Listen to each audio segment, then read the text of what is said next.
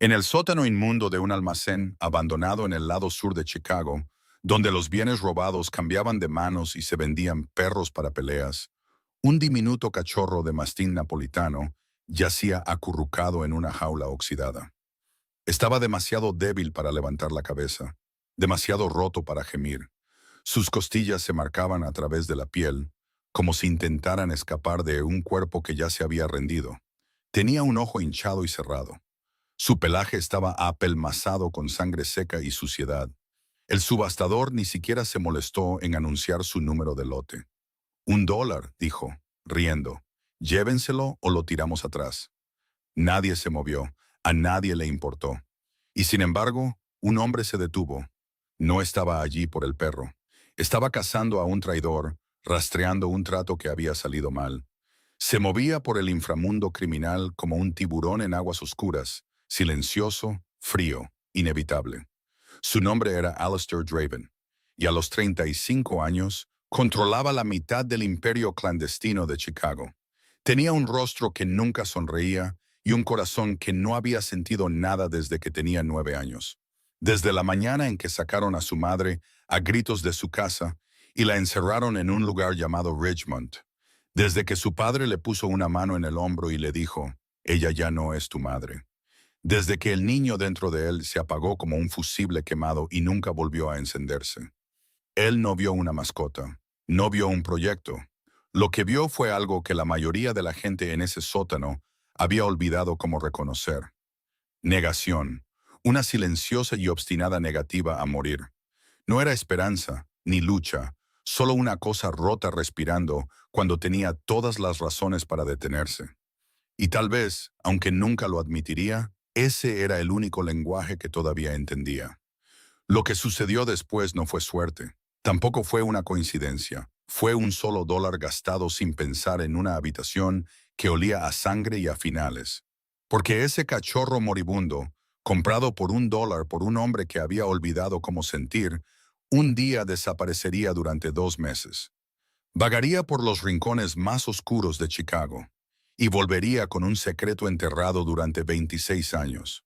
Un secreto sobre la madre de Alistair, sobre la mentira en la que se construyó su imperio, y sobre una mujer que nunca había conocido, cuya existencia entera fue el último regalo que su madre le dio. Ese perro de $1 no solo cambió la vida de Alistair Draven, abrió una grieta en un hombre hecho de hielo y le devolvió lo único que el poder no podía comprar: la capacidad de sentir. ¿Cómo sucedió eso? Quédense conmigo. Antes de profundizar en esta historia, tómense un segundo. Denle al botón de me gusta si creen que las historias reales no necesitan cuentos de hadas para ser poderosas. Suscríbanse para no perderse lo que sucede a continuación. Y compartan esto con alguien que entienda que a veces las cosas más rotas tienen el propósito más profundo. Muy bien, ahora volvamos a donde todo comenzó, a ese sótano, a esa jaula, al momento en que un hombre que no sentía nada miró a los ojos de un perro que no tenía nada. Y de alguna manera, sin saberlo, ambos dieron el primer paso hacia algo que ninguno de los dos merecía, pero que ambos necesitaban desesperadamente.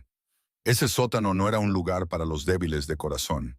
Una bombilla desnuda colgaba de un viejo cable eléctrico. Arrojaba una luz amarillenta y sucia que hacía que cada rostro pareciera haber muerto hace mucho tiempo. Alistair Draven bajó los escalones de hormigón con Jonas Kessler, el hombre de 58 años que había caminado a su lado durante más de una década.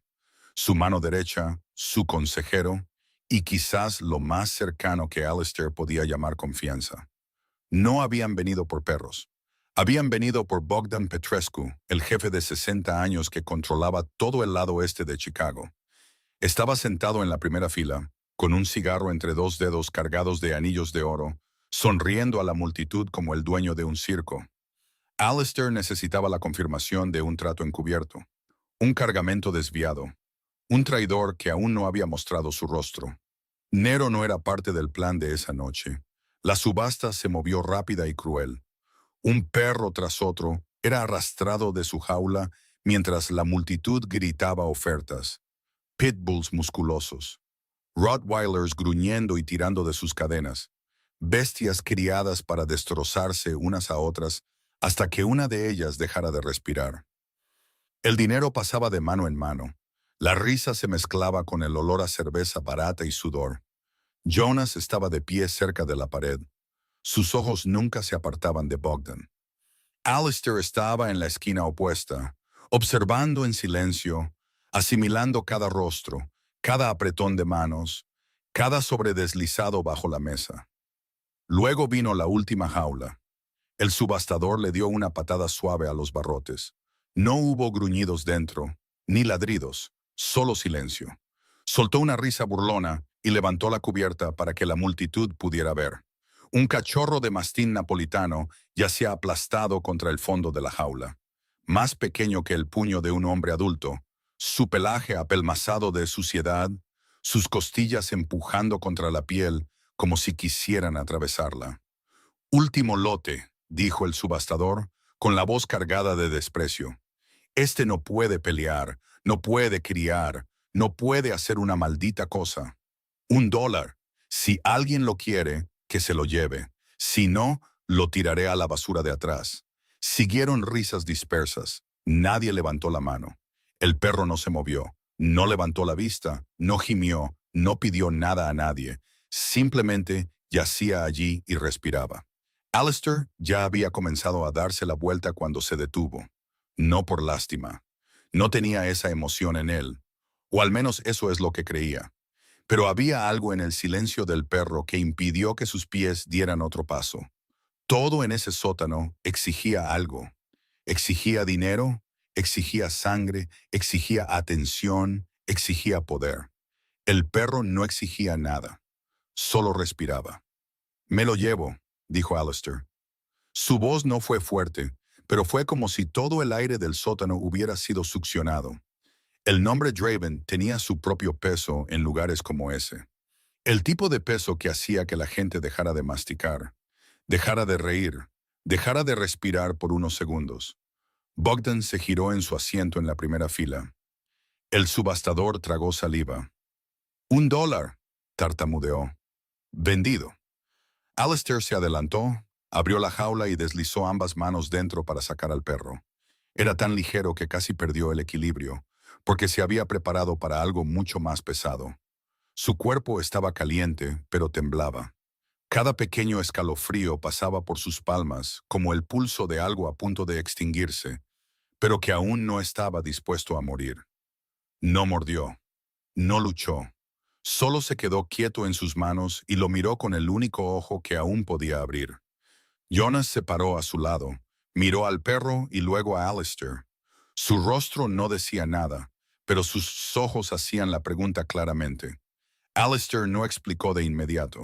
Subieron las escaleras, salieron al aire helado y cortante de una noche de otoño en Chicago. Reed Sullivan estaba apoyado contra la camioneta negra esperándolos.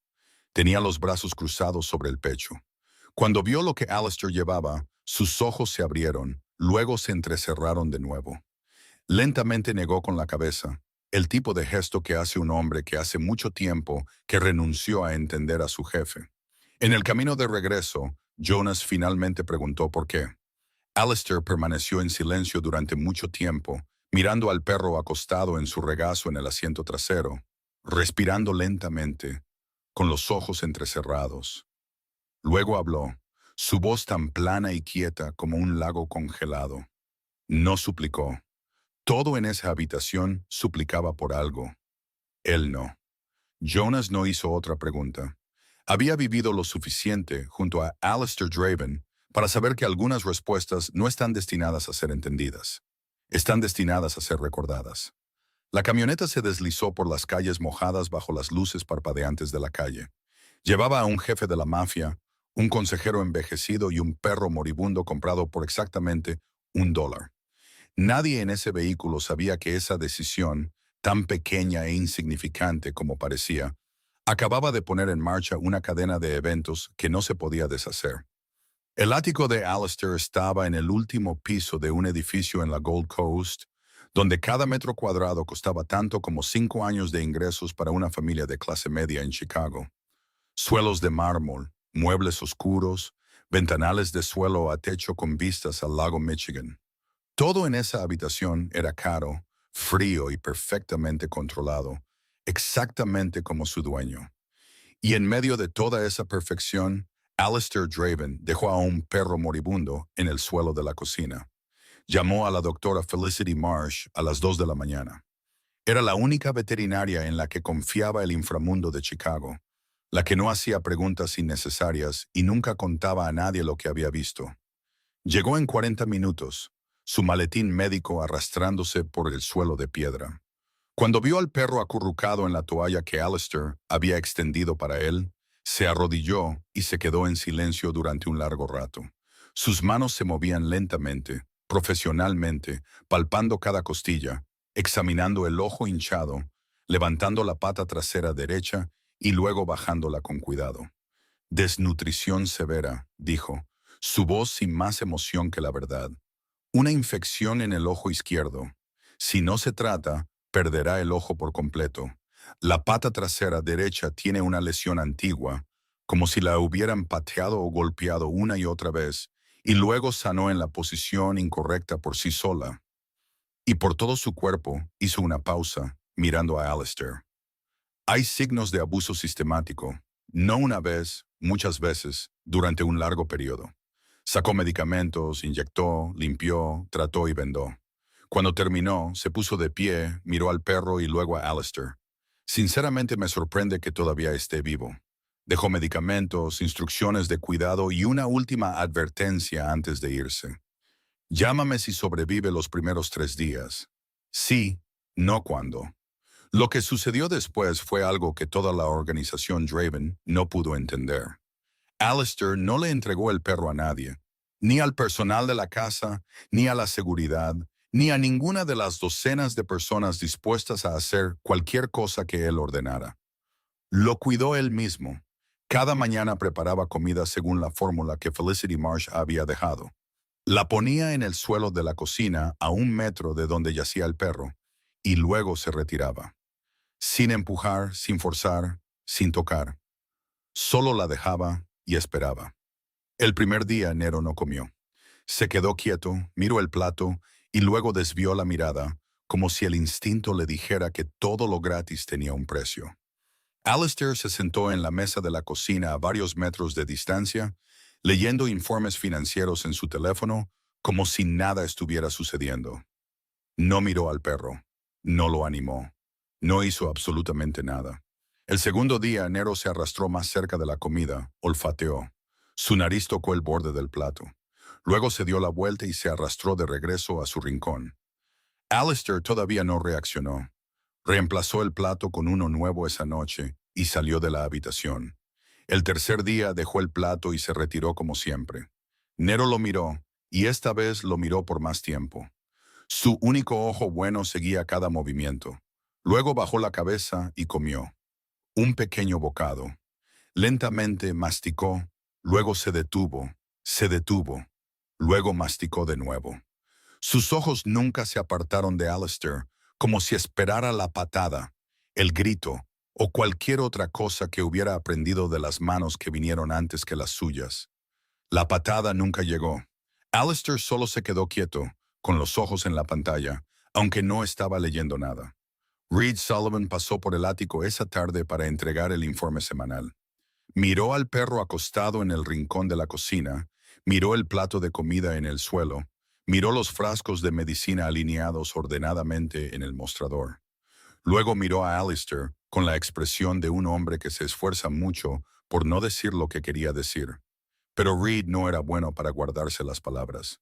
Estás perdiendo el tiempo con un perro moribundo, jefe. Alistair no levantó la vista, no respondió.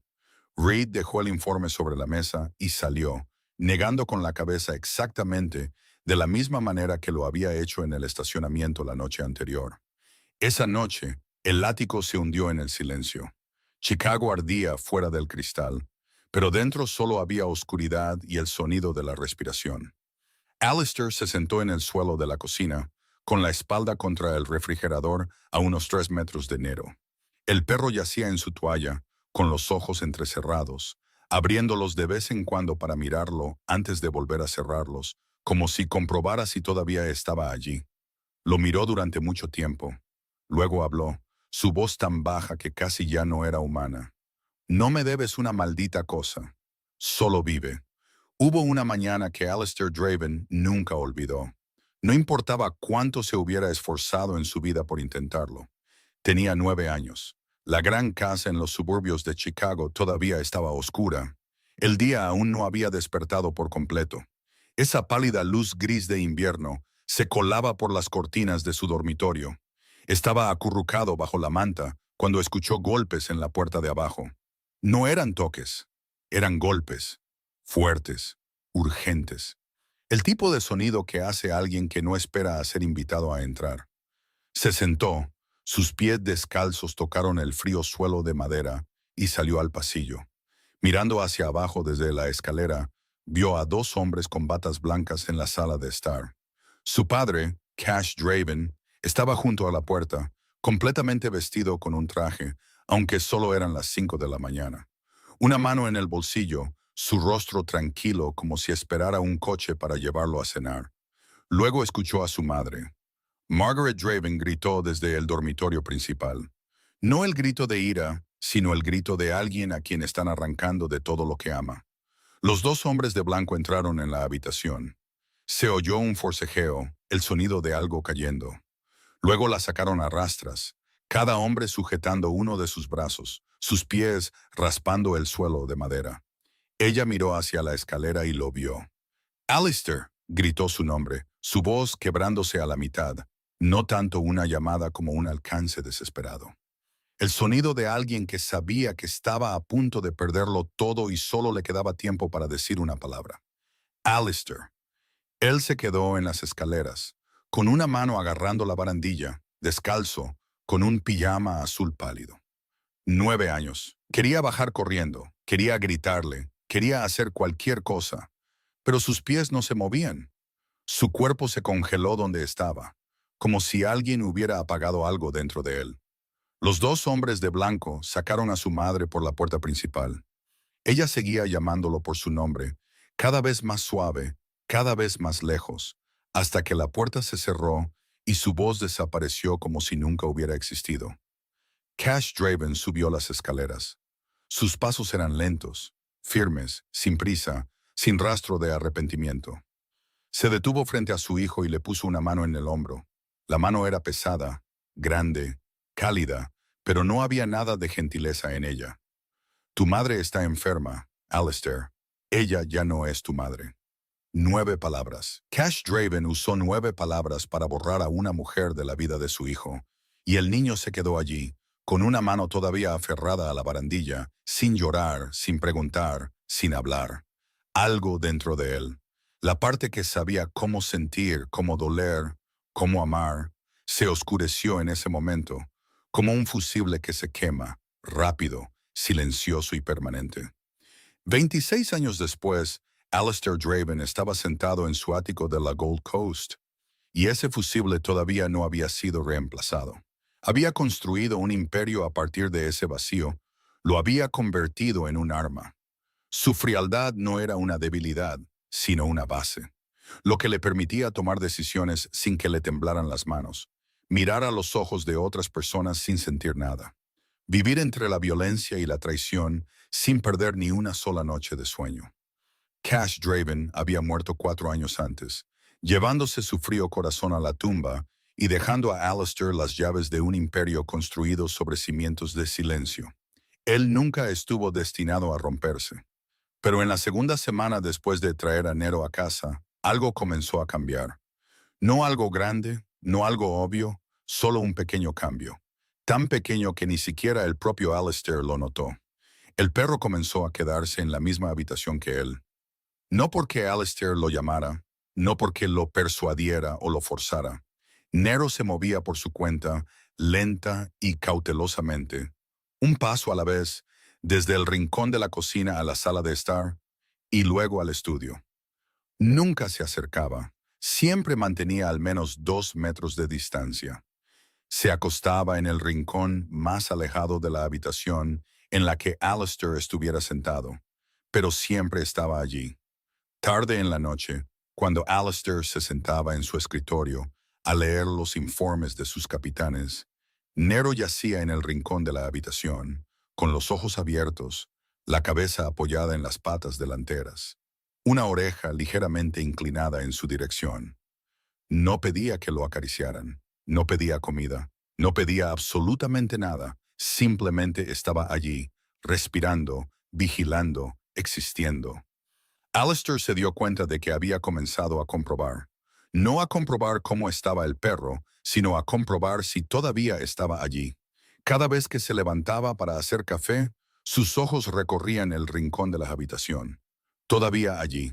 Cada vez que volvía de una reunión fuera, al entrar en el ático, lo primero que buscaba no era el informe sobre la mesa, sino la forma gris acostada en el rincón de la sala de estar.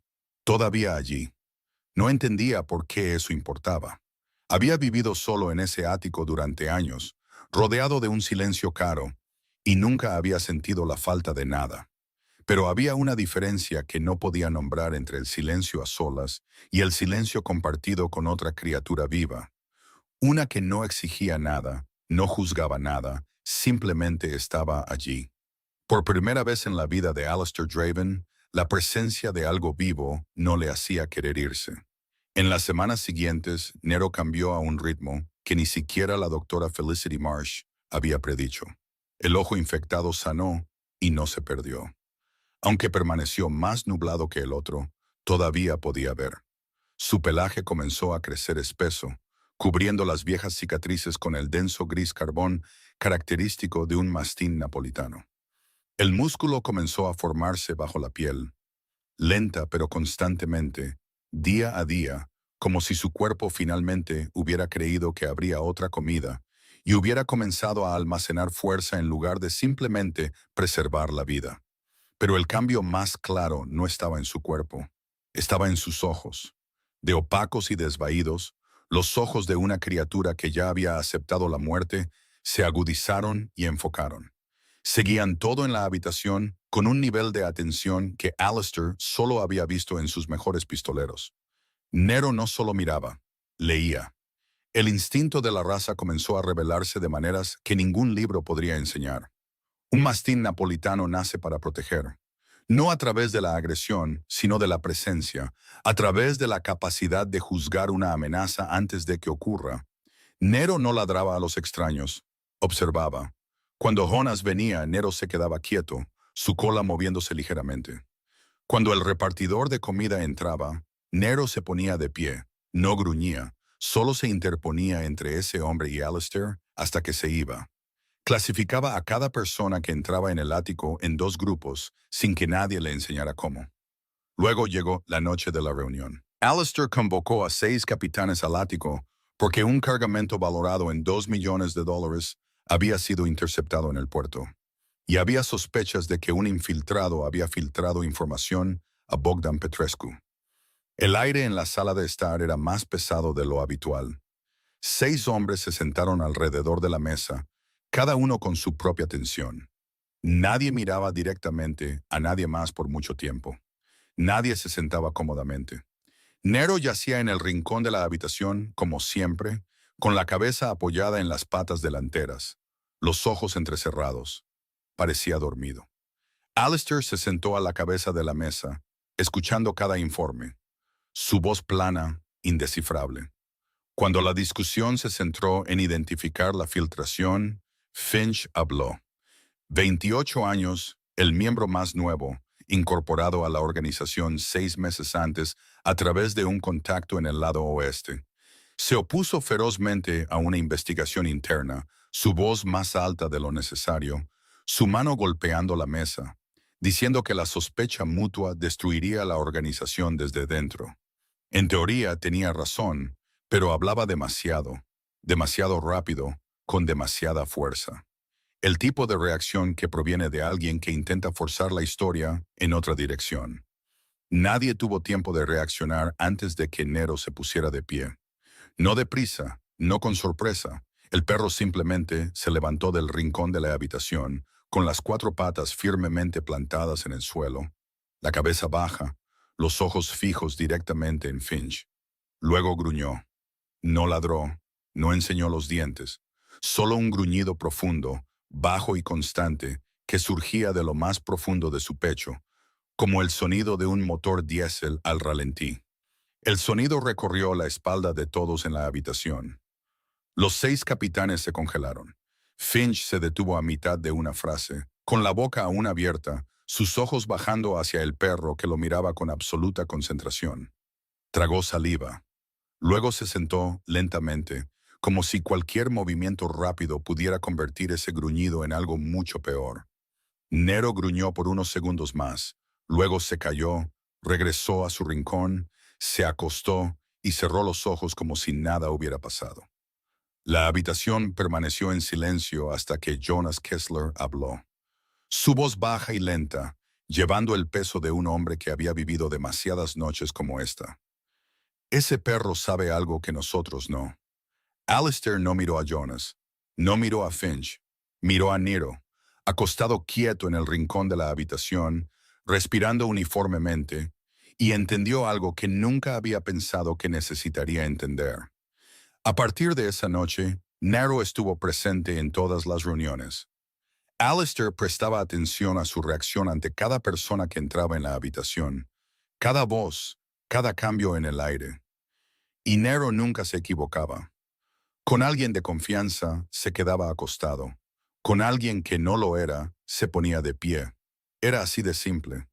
El cambio en Alistair fue lo suficientemente sutil como para que solo Jonas lo notara. Había comenzado a esperar. Antes, Alistair Draven tomaba decisiones al instante, con frialdad, precisión, sin dudar.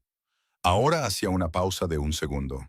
No mucho, solo unos segundos, lo suficiente para que sus ojos se desviaran hacia el rincón de la habitación. Comprobar y solo entonces hablar. Reed Sullivan lo notó de una manera diferente. Una tarde, después de ver a Alistair cancelar un trato simplemente porque Nero se había puesto de pie cuando el socio entró, Reed negó con la cabeza. Confías más en un perro que en tu propia gente, jefe. Alistair lo miró, su expresión sin cambios, su voz plana y nivelada. El perro nunca me ha mentido. Para cuando Nero tenía 1 año y medio, nadie podía reconocer al perro que una vez yació aplastado en el fondo de una jaula de hierro en la subasta del sótano. Un mastín napolitano adulto era una criatura completamente diferente.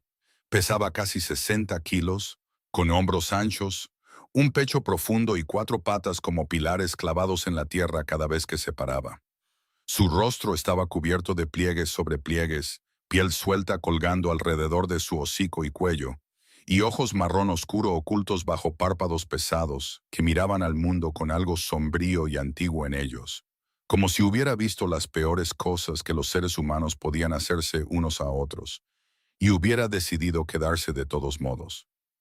Iba a todas partes junto a Alistair Draven. Al coche, fuera del coche, a través de puertas, a salas de reuniones, a restaurantes, debajo de la mesa, mientras Alistair hablaba con hombres que decidían el destino de barrios enteros. Siempre allí, siempre silencioso, siempre observando, como una sombra. El inframundo de Chicago comenzó a llamarlo por ese nombre, la sombra. Los rumores se extendieron más rápido que la verdad, como todos los rumores en ese mundo. Algunos decían que el perro podía oler a un traidor, que gruñía antes de que su amo sacara su arma, que era la razón por la que la mitad de los hombres que traicionaron a Draven fueron expuestos antes de que tuvieran la oportunidad de actuar. Otros decían que una vez había destrozado a un soldado que intentó robar del Fondo Negro, que Alistair lo alimentaba con carne cruda todas las noches para preservar su instinto asesino. Nada de eso era cierto, pero Alistair nunca corrigió nada. Entendía mejor que nadie que en su mundo la verdad importaba menos que la historia que la gente creía. Y la historia de la sombra era más útil que cualquier arma o amenaza. Nero se convirtió en un símbolo. Cuando la gente mencionaba a Draven, mencionaban al perro. Cuando temían a Draven, parte de ese miedo pertenecía a la criatura que siempre caminaba a su lado. La bestia silenciosa con ojos que nunca parecían parpadear cuando miraba a la cara de otro hombre. Eso era durante el día. A la luz del día, Alistair Draven era el jefe. Frío, preciso, despiadado cuando era necesario, controlando su imperio con una voz plana y órdenes que nunca tenían que repetirse dos veces. Nero caminaba a su lado como un arma viviente, como una advertencia de cuatro patas que nadie se atrevía a probar. Pero por la noche, el ático se quedaba en silencio. Cuando las puertas del ascensor se cerraban, cuando Chicago se retiraba a puntos de luz distantes más allá del cristal, cuando nadie miraba, nadie juzgaba, nadie necesitaba tener miedo. Alistair Draven se sentaba en el suelo de la sala de estar, no en el sofá de cuero que valía decenas de miles de dólares. En el suelo, con la espalda contra la pata de una silla, las piernas estiradas, los ojos en el cristal, y Nero se acercaba lentamente, pesadamente, sus uñas haciendo un suave clic en la piedra. Luego se dejaba caer a su lado y apoyaba esa cabeza grande y pesada sobre su regazo. Nadie en el mundo vio jamás ese momento. Ni Jonas, ni Reed, ni ninguna de las cientos de personas que trabajaban para Alistair Draven. Nadie sabía que cada noche el hombre que controlaba la mitad del inframundo de Chicago se sentaba en el suelo con un perro. Su mano se movía ligeramente sobre su cabeza, sin decir nada, sin pensar nada, solo sintiendo el peso cálido sobre su regazo y la respiración constante de una criatura que confiaba en él por completo. Ese era el único momento en que Alistair se acercaba más a ser humano. Y por primera vez en su vida, el silencio no dolía. Sucedió una noche de noviembre en los muelles del sur de Chicago. Alistair recibió noticias de Jonas de que Bogdan Petrescu estaba moviendo un cargamento de contrabando a través del puerto sin respetar el acuerdo de reparto territorial. Una provocación directa, el tipo de provocación que en su mundo solo podía responderse de dos maneras: silencio o sangre. Alistair eligió la segunda. Llevó a 12 hombres con él, Jonas al mando del flanco derecho, Reed del izquierdo y Nero a su lado como siempre. Por la noche los muelles eran un laberinto de contenedores apilados, luces industriales brillando sobre charcos veteados de aceite, el olor a óxido y agua de mar mezclándose en el aire helado y cortante. Se acercaron al almacén de Bogdan desde dos direcciones. Todo salió según el plan durante los primeros 30 segundos. Luego, los reflectores se encendieron desde detrás de una fila de contenedores y comenzaron los disparos. Bogdan lo sabía de antemano. Alguien lo había filtrado. El caos se desató como siempre lo hace, como algo para lo que nunca estás preparado, sin importar cuánto tiempo hayas pasado preparándote. Los disparos resonaban entre las paredes de acero de los contenedores. Cada bala sonaba como dos debido al rebote. Los hombres de Alistair se dispersaron, se pusieron a cubierto y devolvieron el fuego. Alguien gritó, ¡retirada!, por la radio. Alistair se movió hacia los vehículos, con la espalda pegada a un contenedor, arma en mano, los ojos cortando la oscuridad. Nero corría a su lado, ese cuerpo masivo deslizándose por el estrecho espacio entre dos contenedores, con una agilidad que nadie hubiera creído posible para un perro que pesaba 60 kilos. Luego, una granada de humo explotó a 10 metros de distancia. El humo blanco estalló y lo tragó todo. Alistair se cubrió la nariz, cerró los ojos y siguió moviéndose solo de memoria. 3 contenedores más, luego girar a la derecha. El coche esperaba allí. Cuando salió del humo con los ojos ardiendo, se dio la vuelta y Nero ya no estaba a su lado. Se detuvo, se giró, miró hacia el humo que comenzaba a disiparse, miró a la izquierda, a la derecha, miró hacia el lugar donde el perro había estado un segundo antes. Nada. Jonas lo metió en el coche. «Vámonos», dijo. «Ahora mismo». Alistair entró. La puerta se cerró de golpe. El vehículo arrancó. Y mientras los neumáticos silbaban sobre el pavimento mojado, Alistair Draven se sentó en el asiento trasero y se miró las manos. Estaban temblando. Las miró como si pertenecieran a otra persona. Eran las mismas manos que habían matado hombres sin temblar.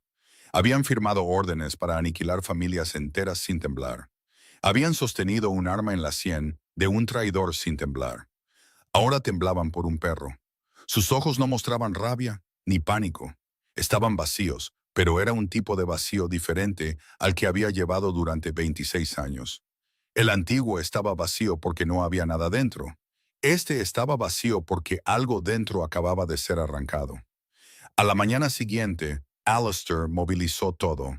Cada cámara de seguridad alrededor de los muelles en un radio de 5 kilómetros.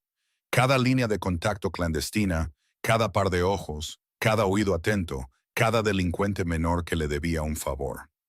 Una recompensa de $50,000 para quien trajera a Nero de vuelta con vida. Y una advertencia se extendió por el inframundo de Chicago, incluso más rápido que el dinero de la recompensa. Cualquiera que tocara al perro de Draven, ya fuera por accidente o intención, moriría de una manera que esa persona no querría imaginar. Pero nadie encontró a Nero. Ningún rastro en las cámaras, ninguna pista de las líneas. Nadie había visto un mastín napolitano de 60 kilos deambulando por las calles de Chicago. Era como si se hubiera evaporado en la noche junto con el humo en los muelles. Durante la primera semana, Alistair siguió buscando. En la segunda semana, todavía buscaba, pero se volvió más silencioso. Para la tercera semana, dejó de pedir actualizaciones, pero nadie se atrevió a dejar de buscar. Pasó el primer mes, luego el segundo. El ático volvió a su antiguo silencio. Pero ahora ya no era el tipo de silencio caro y cómodo. Era el silencio de una habitación a la que le faltaba algo. El tipo de silencio que se siente en la piel. Alistair cambió, no de la manera que todos esperaban. No se derrumbó, no bebió, no le gritó a nadie. Se volvió peor de una manera mucho más peligrosa. Regresó a la versión antigua de sí mismo, la versión de antes de enero, pero más oscura. Sus decisiones llegaban más rápido, sin pausa, sin ese compás de espera, el compás que había aprendido inconscientemente de enero. Daba órdenes y se daba la vuelta, interrumpía a la gente y seguía caminando.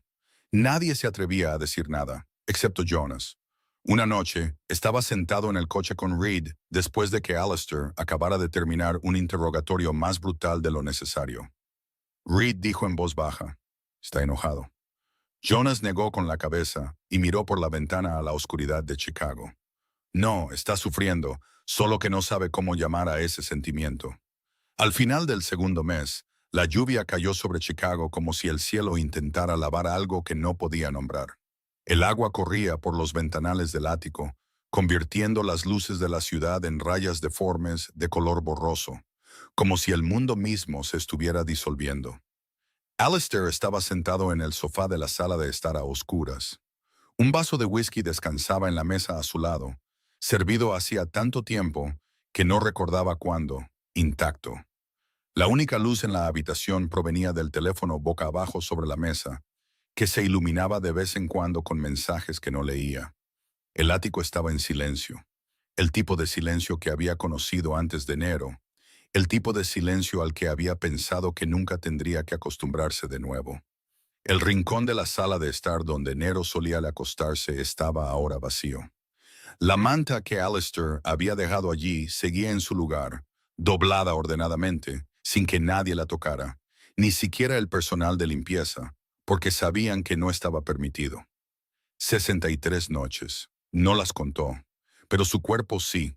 Durante 63 veces, sus ojos se desviaron hacia el rincón vacío antes de dormir. 63 veces entró en el ático y no escuchó el golpeteo de las uñas en el suelo de piedra. Entonces lo escuchó. Al principio pensó que era la lluvia, el agua golpeando el cristal con el ritmo del viento, pero no lo era. El sonido venía de la puerta principal. Un rasguño, lento, débil, constante, uñas sobre madera de roble. Alistair se puso de pie. No rápidamente. Cruzó la sala de estar con los pasos lentos de un hombre con miedo de que si se movía demasiado rápido, lo que fuera que estuviera al otro lado de la puerta desaparecería antes de que llegara. Abrió la puerta. Nero estaba allí, empapado, más pequeño de lo que Alistair recordaba, porque había adelgazado de nuevo. Su pelaje estaba apelmazado de barro y agua de lluvia. Una cicatriz fresca se extendía desde su hombro izquierdo hasta la mitad de su pata delantera. La piel rosada se veía bajo el pelaje rasgado. Se sostenía sobre sus 4 patas temblorosas, con la cabeza ligeramente baja. pero sus ojos estaban levantados, mirándolo directamente. Seguían siendo los mismos ojos, marrón oscuro, profundos, enfocados, sin suplicar, sin explicar, solo mirando, como si dijera, estoy en casa, sin decir una sola palabra. Nero cruzó el umbral, lenta y pesadamente, dejando huellas de barro en el suelo de mármol que Alistair había pagado decenas de miles de dólares por instalar. No miró el suelo. Observó al perro moverse por la sala de estar, pasar el sofá hasta el rincón familiar, el mismo lugar de antes, y acostarse en la manta cuidadosamente doblada. Apoyó la cabeza en sus patas delanteras, cerró los ojos como si nunca se hubiera ido, como si las últimas 63 noches nunca hubieran sucedido. Alistair se quedó en medio de la habitación, con la puerta principal todavía abierta detrás de él, la lluvia entrando en el pasillo exterior. Se quedó allí durante mucho tiempo, mirando al perro acostado en el rincón de la habitación, respirando lentamente, el barro todavía goteando ligeramente de su pelaje sobre la manta. Luego cerró la puerta, se acercó y se sentó en el suelo junto a Nero. No en el sofá, en el suelo. Puso su mano sobre la cabeza del perro.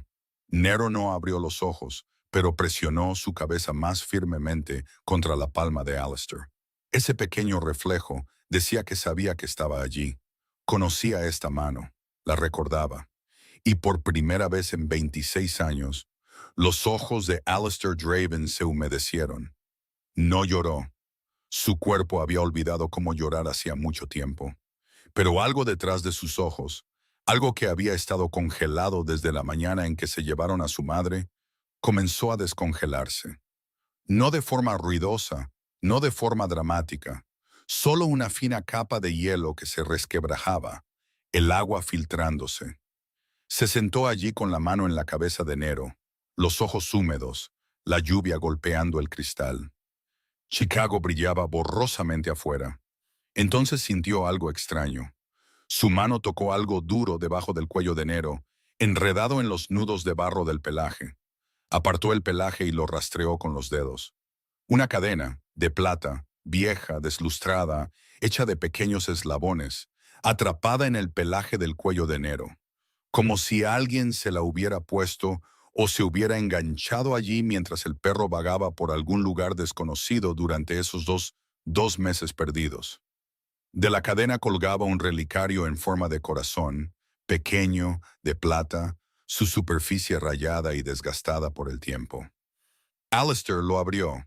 Dentro había una pequeña fotografía, amarillenta, agrietada en una esquina. Una mujer joven sosteniendo a un niño pequeño. La mujer tenía el pelo negro, ojos brillantes y una sonrisa. El tipo de sonrisa que Alistair no había visto en ninguna parte en 26 años, pero que reconoció al instante porque vivía dentro de cada sueño que nunca admitiría que todavía tenía. Margaret. Y el niño pequeño en sus brazos, con los ojos muy abiertos, agarrándose al cuello de su madre, era él. Alistair le dio la vuelta al relicario. Había un grabado en la parte posterior, pequeño, desvaído, pero legible a la luz de la ciudad que se colaba por el cristal.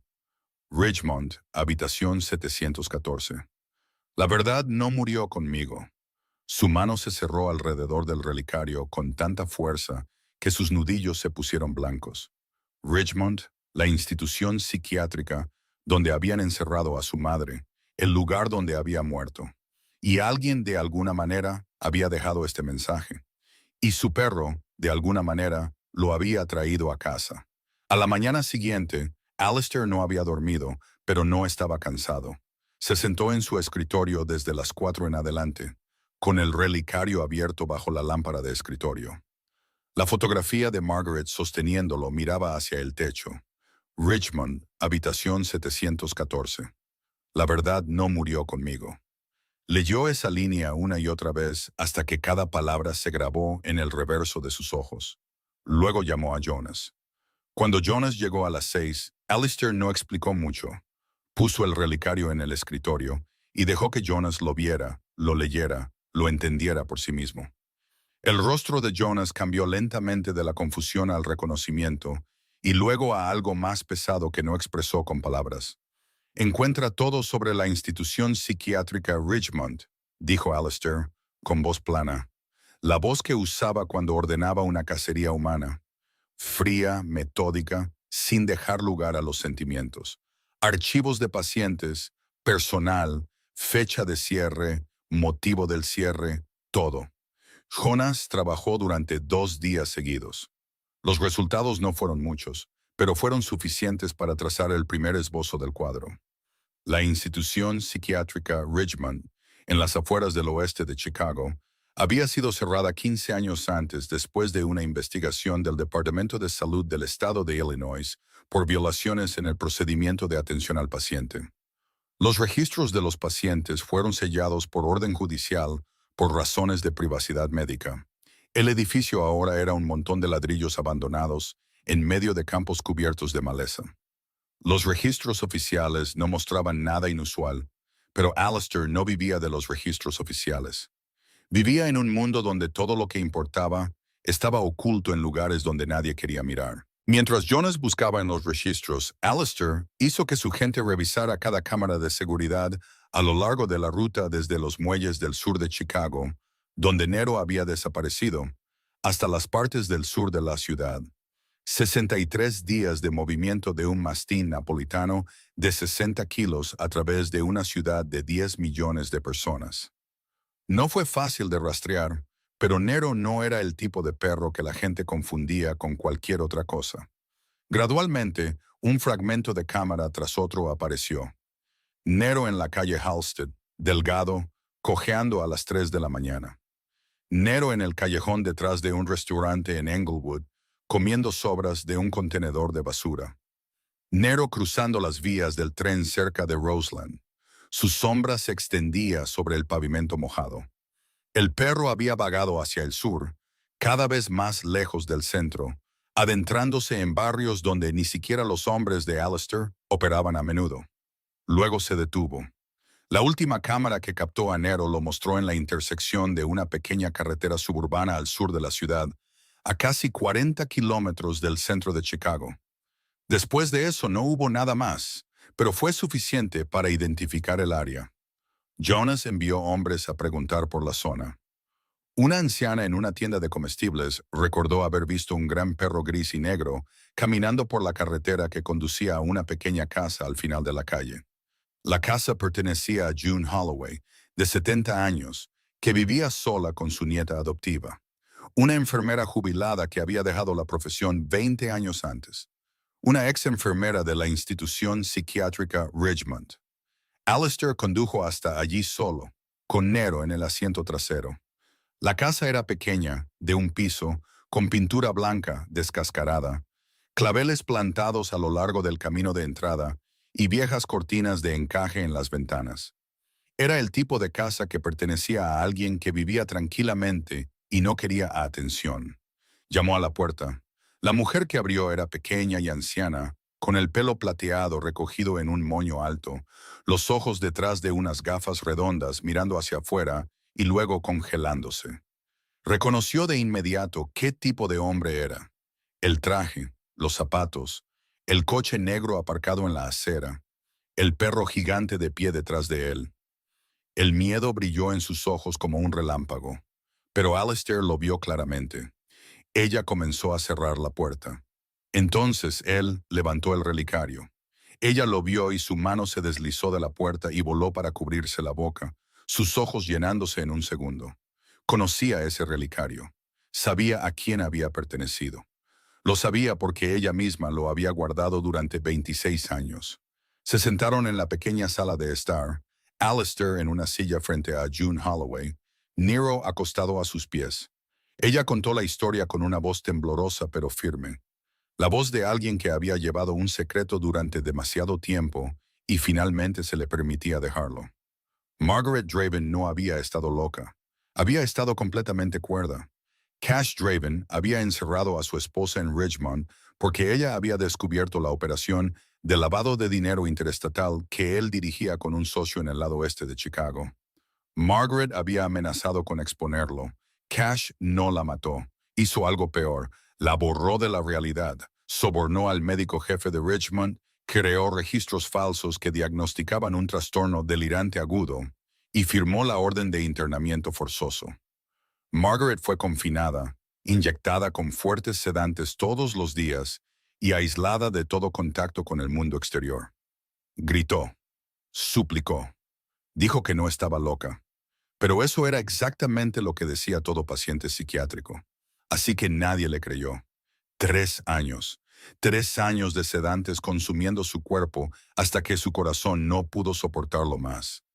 Margaret Draven murió sola en la habitación 714 de Richmond, sin nadie a su lado, excepto una enfermera del turno de noche, June Holloway.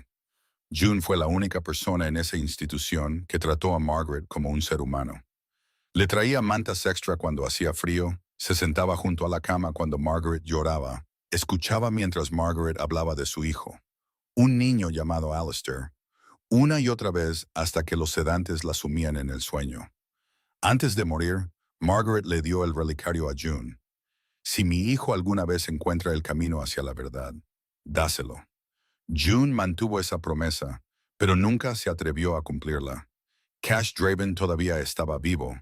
Su poder era demasiado grande, el miedo demasiado profundo. Renunció a su trabajo, dejó Richmond, cambió de dirección, vivió escondida y guardó el relicario en una caja de madera debajo de su cama durante 23 años.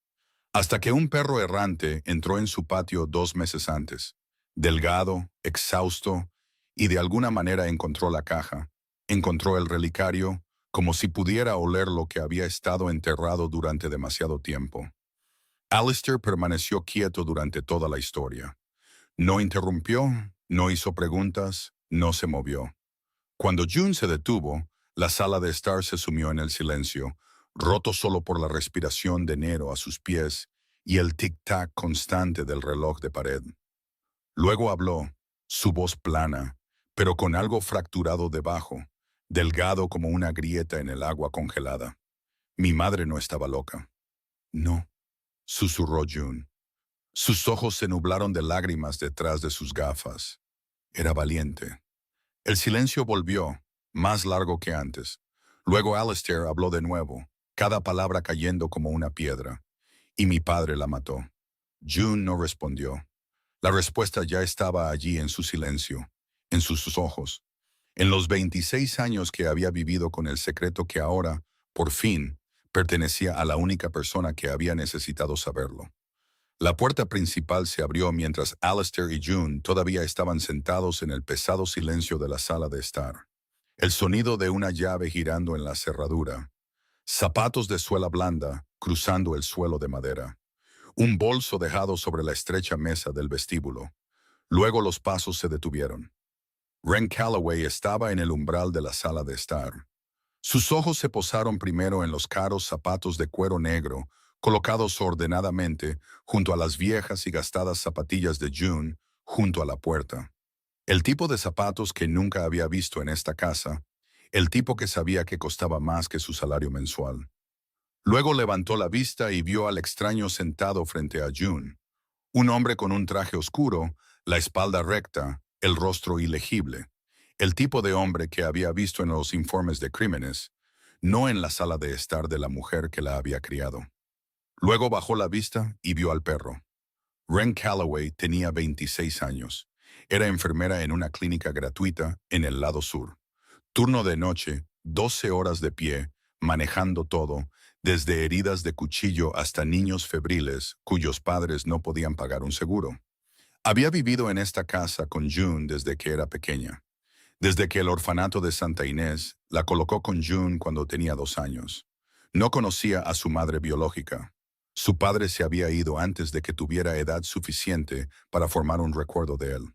June Holloway era todo lo que tenía, junto con Tommy, su hermano menor de 19 años, a quien había estado criando sola desde que June había comenzado a debilitarse.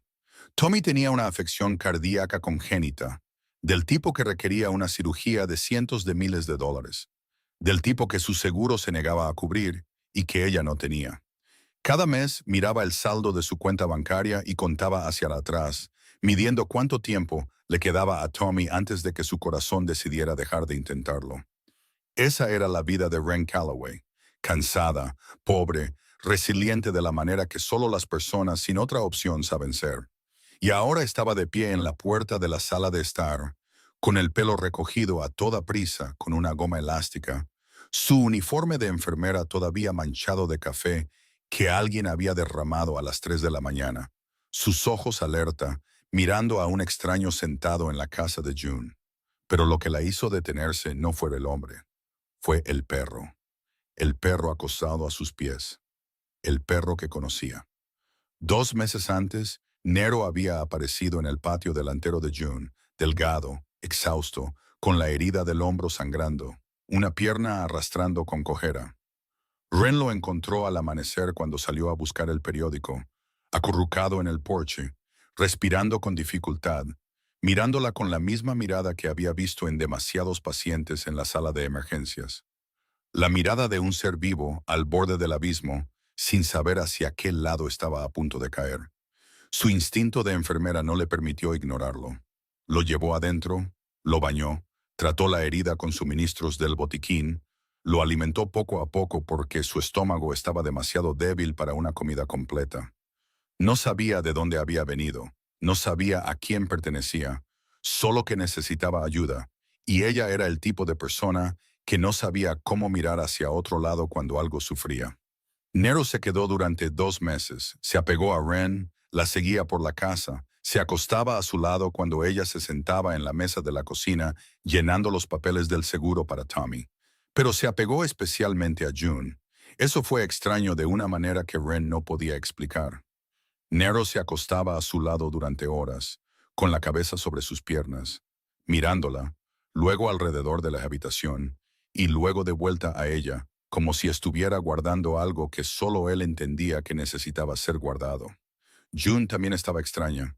Miraba al perro con los ojos húmedos y nunca explicaba por qué. Le acariciaba la cabeza y susurraba cosas que Wren no podía oír del todo. Luego, una mañana, Nero se había ido. Wren buscó por todo el vecindario, preguntó a los vecinos, puso avisos, pero había desaparecido. Pensó que había muerto en algún lugar de la calle o que había encontrado el camino de regreso a donde pertenecía. Ahora sabía que la segunda respuesta era la correcta. Yacía allí, a los pies de este hombre, en la sala de estar de su tía, más fuerte que la última vez que lo había visto, pero todavía con la cicatriz que ella había cosido con sus propias manos. Wren no entró completamente en la habitación al principio. Miró a June buscando signos de miedo, de fuerza. June estaba llorando, pero no el tipo de llanto que proviene del miedo.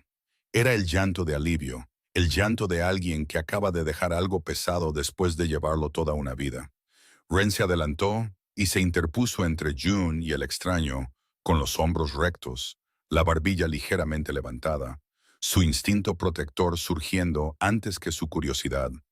¿Quién eres? Su voz era tranquila pero firme. La misma voz que usaba con pacientes borrachos y agresivos a las 2 de la mañana en la sala de emergencias. No le tenía miedo a él, tenía miedo por June, y esas eran dos cosas muy diferentes. Alistair la miró de verdad por primera vez. Pelo agotado cayendo suelto de un nudo apresurado. Uniforme arrugado después de 12 horas de turno. Una mancha de café seca en la parte delantera de su camisa. Ojos cansados pero firmes. Había conocido a hombres que pesaban 100 kilos y temblaban al oír su nombre. Esta mujer se paró frente a él, 40 kilos más ligera que él, agotada hasta los huesos, y no retrocedió ni un paso. La persona que debería haber llegado hace mucho tiempo, dijo él. Ella frunció el ceño, sin entender todavía. Pero en el suelo, Nero ya se había levantado.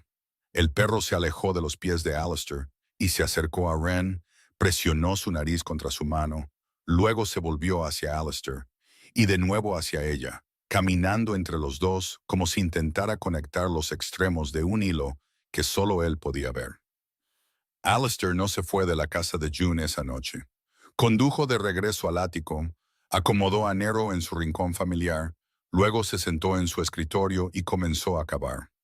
No en la tierra, sino en las personas, en los documentos, en el pasado. Le dio a Jonas una sola tarea. Encuentra todo sobre Ren Calloway. No porque sospechara de ella, sino porque el relicario no solo lo había llevado a June. Lo había llevado a la casa donde June vivía con esa chica. Y en el mundo de Alistair Draven, nada era una coincidencia. A Jonas le llevó 4 días. 4 días de revisar registros, llamar a viejos contactos, comprar información a personas dentro del sistema administrativo donde el dinero se movía más rápido que la ley. Los resultados llegaron en un sobre marrón que Jonas colocó en el escritorio de Alistair en la noche del 4.º día. Su rostro más pesado de lo habitual, el rostro de un hombre que sabía que lo que fuera que estuviera dentro de ese sobre iba a cambiarlo todo. Ren Calloway no era pariente de sangre de June Holloway. No había conexión biológica. El archivo de adopción del orfanato de Santa Inés en el lado sur de Chicago mostraba que Ren había sido colocada con June cuando tenía 2 años. Los papeles de adopción estaban firmados por June, la línea de referencia estaba en blanco, la relación con la niña figuraba como ex cuidadora. Esa era la capa superficial. Lo que yacía debajo era la parte que dejó a Alistair sentado inmóvil durante mucho tiempo después de terminar de leer. Jonas había encontrado el archivo original de Ren en Santa Inés. Un archivo sellado durante 26 años. El tipo de archivo que el sistema de orfanatos nunca quería que nadie viera porque contenía el tipo de verdad de la que nadie quería ser responsable. La madre biológica de Ren se llamaba Grace. Sin apellido en el archivo, solo Grace, como si no hubiera existido fuera de esa única palabra. Grace había sido paciente en la institución psiquiátrica Ridgemont. Había sido admitida 2 años antes que Margaret Draven, diagnosticada con depresión severa. Sin parientes, sin visitas, nadie que pareciera saber que estaba allí. Dentro de Ridgemont, Grace y Margaret se hicieron amigas. La única amiga verdadera de la otra en un lugar donde nadie quería hablar porque los sedantes convertían a todos en fantasmas andantes. June contó más cuando Alistair volvió a verla por segunda vez. Esas 2 mujeres se aferraron la una a la otra como 2 personas ahogándose aferradas al mismo trozo de madera. Dijo con la voz temblorosa. Margaret era la más fuerte, la más lúcida, la que sacó a Grace de sus peores noches. Grace quedó embarazada dentro de la institución. June no dijo quién era el padre, solo que no fue algo que Grace hubiera elegido. La bebé nació allí mismo en Ridgemont, en una sala médica improvisada sin obstetra, solo June para asistirla en el parto. Grace no sobrevivió. Su cuerpo estaba demasiado débil después de años de sedantes y desnutrición. Perdió demasiada sangre y no había atención de emergencia adecuada en una institución psiquiátrica. Grace murió cuando Ren tenía menos de 1 hora de vida. La bebé debería haber sido tragada por el sistema, convertida en un número de archivo, pasada por orfanatos y hogares temporales hasta que cumpliera 18 años y fuera empujada a la calle. Pero Margaret no permitió que eso sucediera. Margaret Draven, la mujer que su esposo había encerrado en una institución psiquiátrica, inyectada todos los días, consumiéndose semana a semana, hizo lo único que aún podía hacer. Le pidió a June que sacara a la bebé. Le dio dinero a June, una pequeña cantidad que había logrado esconder durante los primeros meses antes de que Cash cortara todo contacto exterior. Suficiente para que June llevara a la bebé a Santa Inés y les dijera que era una niña abandonada. Le dijo a June que adoptara a la bebé cuando pudiera, que la cuidara, la protegiera, le diera la vida que su madre no había vivido lo suficiente para darle. Margaret salvó a Ren cuando no pudo salvarse a sí misma. Lo hizo sabiendo que iba a morir dentro de Ridgemont, sabiendo que nadie lo sabría, nadie la recordaría, nadie se lo agradecería. Lo hizo porque era lo último que aún podía hacer que Cash Draven no podía controlar. Alistair se lo contó a Ren una tarde en la sala de estar de June, en la misma habitación donde había escuchado por primera vez la verdad sobre su madre. Se lo contó poco a poco, lentamente, sin añadir nada, sin suavizar nada, sin explicar, solo la verdad. June se sentó a su lado en silencio, asintiendo de vez en cuando para confirmarlo. Ren escuchó.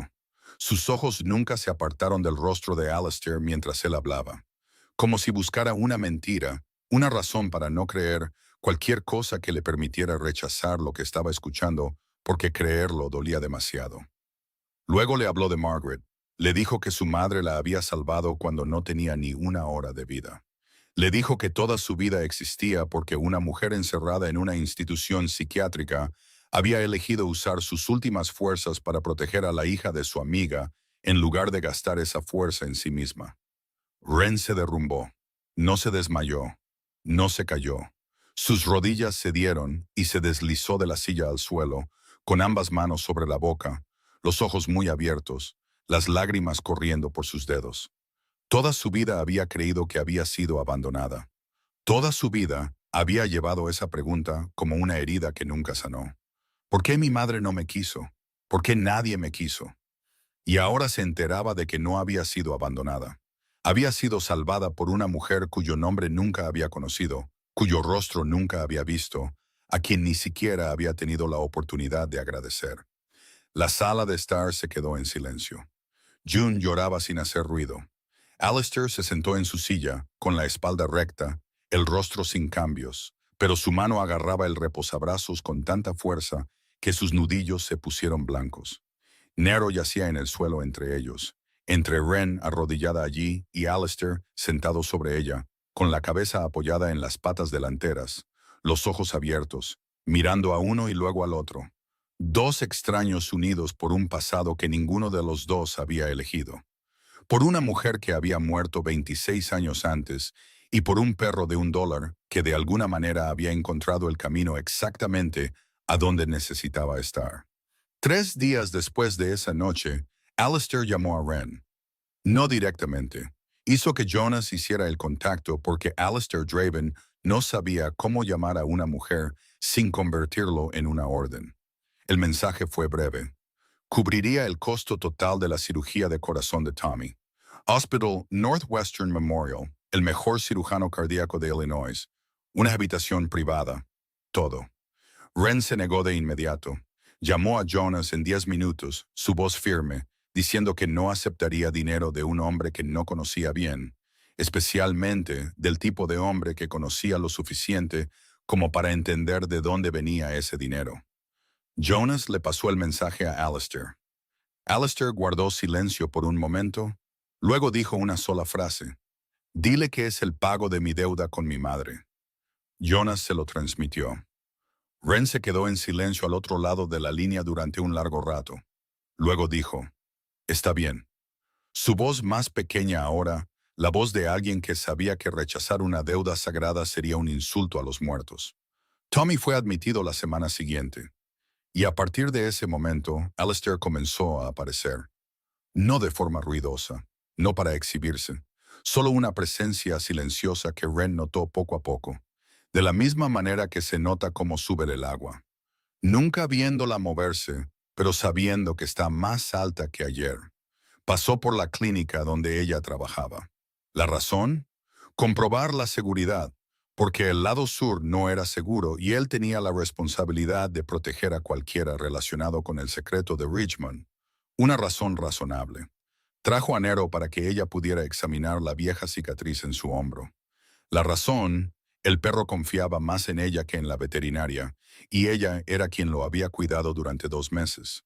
Una razón razonable. Visitaba la casa de June cada semana, se sentaba a tomar té en la sala de estar, escuchando mientras June le contaba más sobre Margaret, sobre Richmond, sobre las noches en que su madre había hablado de él hasta que los sedantes la sumían en el sueño. ¿La razón?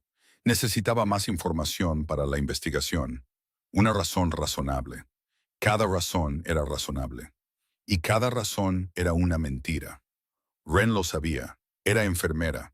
Leía a las personas por lo que no decían, no por lo que hacían. Sabía quién era él. Mafia, peligroso, un mundo completamente diferente a su clínica sucia y su casa de pintura descascarada. Mantuvo la distancia, siempre educada, siempre agradecida cuando la gratitud era debida, pero nunca cruzando la línea que había trazado entre su vida y la de este hombre.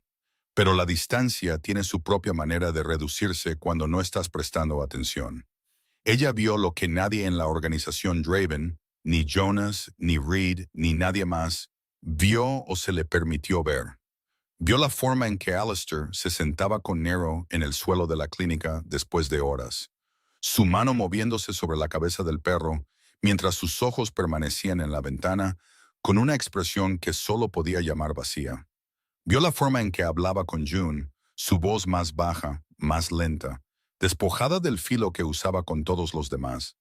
Lo vio de pie fuera de la habitación del hospital de Tommy en Northwestern Memorial, mirando a través de la pequeña ventana de la puerta, una mano en el bolsillo, sin entrar nunca. Salió y le preguntó por qué no entraba.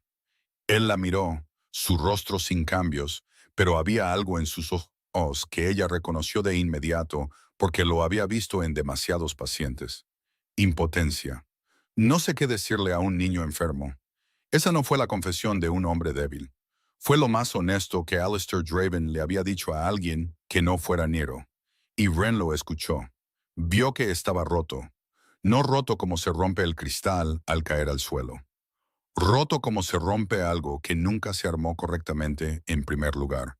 Todas las piezas todavía allí, pero sin encajar, sin formar una forma completa.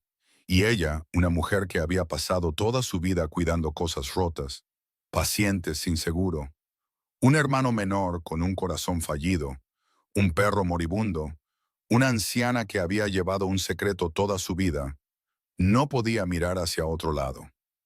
Hubo un pequeño momento que ambos fingieron que no había sucedido. Una tarde fuera de la clínica, Alistair esperó a que ella terminara su turno para poder llevarla de regreso a la casa de June, porque el vecindario no era seguro por la noche. Una razón razonable, una mentira. Ella salió. Él estaba de pie junto al coche. Nero estaba sentado en el asiento trasero, mirando por la ventana. El viento de diciembre de Chicago cortaba la fina capa de su traje. Un lado de su cuello estaba levantado.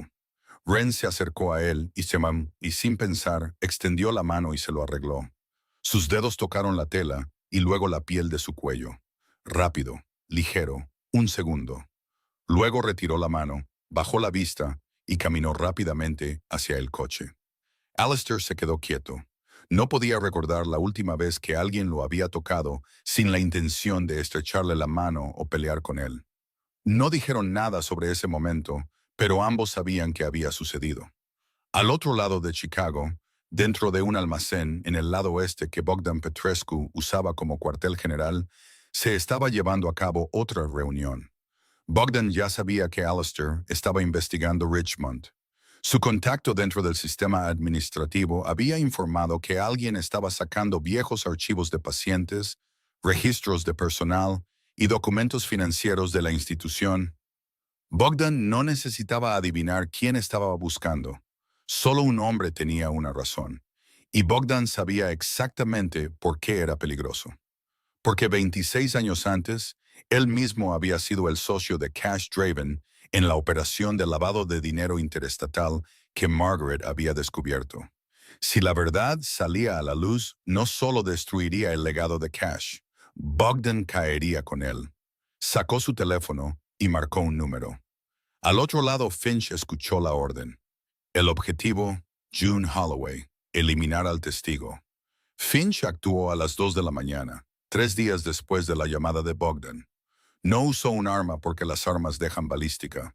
No usó un cuchillo porque los cuchillos dejan ADN. Usó fuego. El fuego borra todo. Evidencia, testigos, memoria, todo reducido a cenizas. Y la historia se convirtió en un accidente eléctrico en una casa vieja. Simple, limpio, el tipo de solución que Bogdan Petrescu prefería. Ren dormía en el sofá de la sala de estar de la casa de June cuando el olor a humo la despertó. No humo de cocina, humo químico, espeso y penetrante. El olor de un acelerante industrial empapando la madera vieja y prendiéndose fuego. Abrió los ojos y vio una luz naranja saltando por el techo. La cocina de atrás ya estaba ardiendo, las llamas devorando la pared más rápido que cualquier cosa que hubiera visto. Gritó el nombre de June. No hubo respuesta. Corrió al dormitorio de June. El humo era tan espeso que sus ojos no podían permanecer abiertos, moviéndose de memoria, 4 pasos rectos y luego a la izquierda. La cama de June en la esquina derecha. Su mano encontró el hombro de June. June no se despertó. El humo la había dejado inconsciente antes de que el fuego la alcanzara. Ren la arrastró al suelo y la sacó por el pasillo, su propio cuerpo pegado al suelo donde el aire aún era respirable, una mano agarrando el cuello del camisón de June y arrastrándola hacia adelante, metro a metro, hacia la puerta principal. El fuego ya había llegado al pasillo cuando pateó la puerta para abrirla y arrastró a June hacia el césped.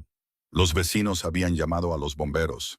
Las sirenas ya se oían a lo lejos.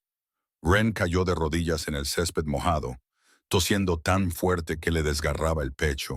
Los ojos le ardían tanto que apenas podía ver, una mano todavía aferrada a June. Estaba viva, pero su brazo derecho y su espalda estaban gravemente quemados, sus pulmones llenos de humo, su cuerpo inconsciente. La ambulancia llegó en 12 minutos. Ren fue con ella al hospital, sentada en la parte de atrás, sosteniendo la mano de June, todavía con la ropa de dormir que olía a humo. Y por primera vez en mucho tiempo, Ren Calloway lloró no de agotamiento, sino de miedo. Alistair recibió la llamada a las 3:15 de la mañana. Jonas llamó, su voz breve y directa. La casa de June Holloway fue incendiada deliberadamente. June estaba en el hospital. Ren estaba a salvo. Alistair se quedó en medio de la sala de estar del ático con el teléfono en la oreja y no dijo nada. No gritó, no rompió nada, no maldijo. Su rostro no cambió, pero sus ojos sí. Jonas no podía verlos a través de la línea, pero si hubiera podido, los habría reconocido de inmediato porque había visto esos ojos exactamente una vez antes. La noche en que Alistair tenía 19 años. La noche en que mató a su primer hombre. Ojos que se oscurecían no por la ira, sino porque todo dentro había cambiado a un estado que nadie quería enfrentar. Encuentra al que hizo esto, dijo Alistair, su voz tan plana que ya no sonaba humana. Tráemelo. A la mañana siguiente, Alistair convocó una reunión de emergencia en el ático. No una reunión con 6 capitanes como solía hacer. Esta vez los llamó uno, por separado. Cada hombre entraba solo en la habitación y se sentaba frente a él con Nero acostado en el rincón. 7 hombres, 7 reuniones. Nero permaneció quieto durante las primeras 6, con los ojos entrecerrados, la respiración uniforme, sin moverse, sin reaccionar. Esos 6 hombres salieron de la habitación con sudor en la frente, porque sentarse en silencio frente a Alistair Draven durante 15 minutos era suficiente para hacer sudar a cualquiera, pero salieron de la habitación. El 7º hombre era Finch. Entró tranquilo, con el rostro ilegible, se sentó en la silla frente a Alistair con ambas manos en los muslos. Incluso sonrió un poco, la sonrisa de un hombre seguro de haberse escondido lo suficientemente bien. Nero no gruñó. Esta vez fue diferente. El perro se levantó lentamente, cada movimiento deliberado, los músculos ondulando bajo la piel gris y negra estirada.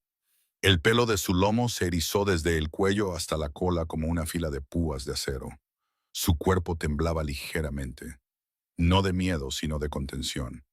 El temblor de 60 kilos de instinto contenido por el hilo más fino posible. Sus ojos se clavaron en Finch.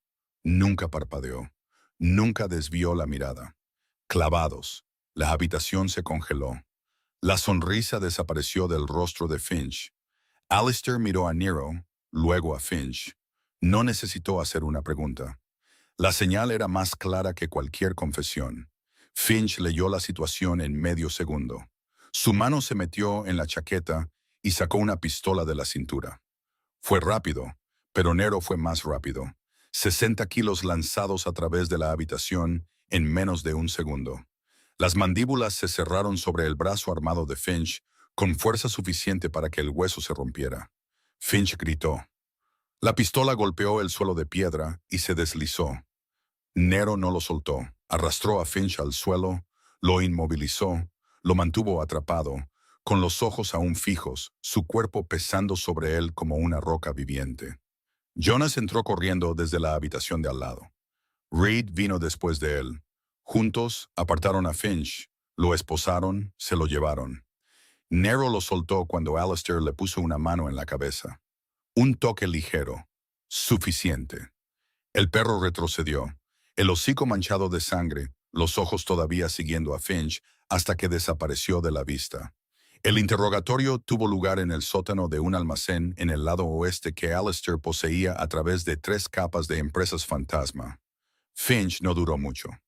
No por la violencia, sino porque Alistair se sentó frente a él en silencio durante 30 minutos.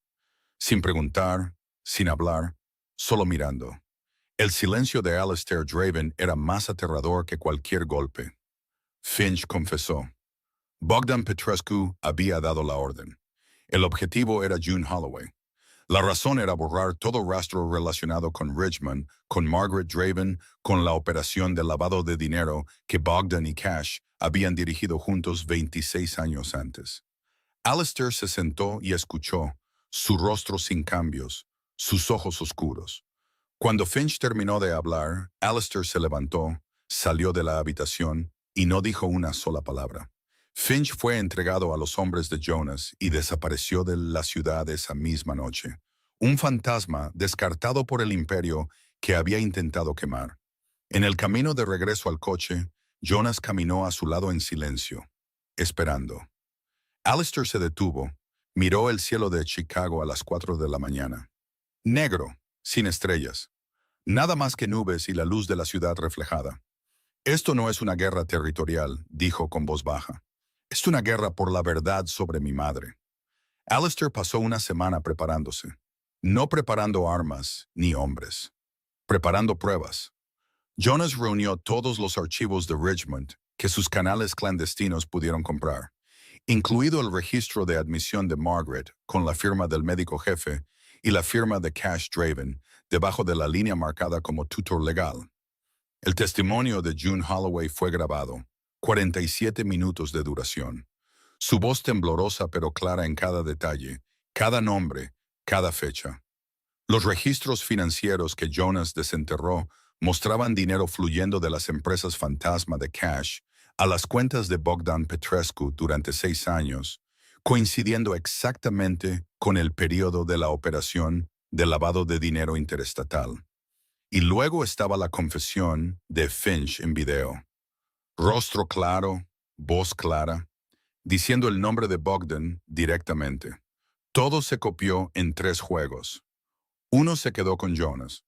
Otro fue al abogado de confianza que Alistair había mantenido en nómina durante 10 años, la única persona fuera del inframundo en la que confiaba.